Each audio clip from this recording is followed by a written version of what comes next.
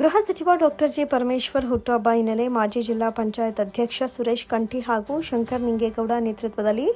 ಮಂಡ್ಯ ಮಿಮ್ಸ್ ಆಸ್ಪತ್ರೆಯಲ್ಲಿ ಅನ್ನದಾಸೋಹ ಮಾಡಿ ಹುಟ್ಟುಹಬ್ಬವನ್ನು ಅರ್ಥಪೂರ್ಣವಾಗಿ ಆಚರಿಸಲಾಯಿತು.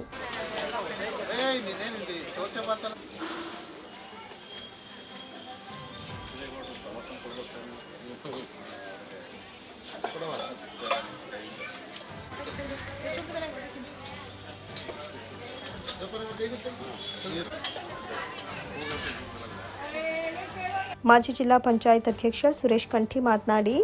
ಡಾಕ್ಟರ್ ಜಿ ಪರಮೇಶ್ವರ್ ಅವರು ಇನ್ನೂ ಉನ್ನತ ಹುದ್ದೆಗೆ ಏರೋದಕ್ಕೆ ದೇವರು ಅವರಿಗೆ ಆಯಸ್ಸು ಆರೋಗ್ಯ ಕೊಟ್ಟು ಕಾಪಾಡಲಿ ಅಂತ ಪ್ರಾರ್ಥನೆ ಸಲ್ಲಿಸಿ ಶುಭ ಕೋರಿದರು. ಕರ್ನಾಟಕ ರಾಜ್ಯ ಕಂಡಂಥ ಧೀಮಂತ ನಾಯಕ, ಶೋಷಿತರ ದಮನಿತರ ಧ್ವನಿ ಡಾಕ್ಟರ್ ಜಿ ಪರಮೇಶ್ವರ್, ಕರ್ನಾಟಕ ಸರ್ಕಾರದ ಗೃಹ ಮಂತ್ರಿಗಳು, ಮಾಜಿ ಉಪಮುಖ್ಯಮಂತ್ರಿಗಳು ಅವರು ಇವತ್ತು ಹುಟ್ಟುಹಬ್ಬವನ್ನು ಇವತ್ತು ಮಂಡ್ಯ ಜಿಲ್ಲೆಯ ಸರ್ಕಾರಿ ಆಸ್ಪತ್ರೆ ಆವರಣದಲ್ಲಿ ಬಾಣಂತಿಯರಿಗೆ ಉಪಹಾರವನ್ನು ವಿತರಣೆ ಮಾಡುವ ಮೂಲಕ ಆಚರಣೆ ಮಾಡ್ತಾಯಿದ್ದೀವಿ. ಭಗವಾನ್ ಬುದ್ಧ, ಕ್ರಾಂತಿಕಾರಿ ಬಸವಣ್ಣ, ಬಾಬಾ ಸಾಹೇಬ್ ಅಂಬೇಡ್ಕರ್ ಅವರ ಆಶೀರ್ವಾದದ ನಡುವೆ ಅವರ ಆದರ್ಶವನ್ನು ಪಾಲಿಸ್ತಾ ಬರ್ತಾಯಿರುವಂಥ ಡಾಕ್ಟರ್ ಜಿ ಪರಮೇಶ್ವರ್ ಅವರು ಈ ರಾಜ್ಯದ ಉನ್ನತ ಹುದ್ದೆಗೆ ಏರಲಿ ಅಂತ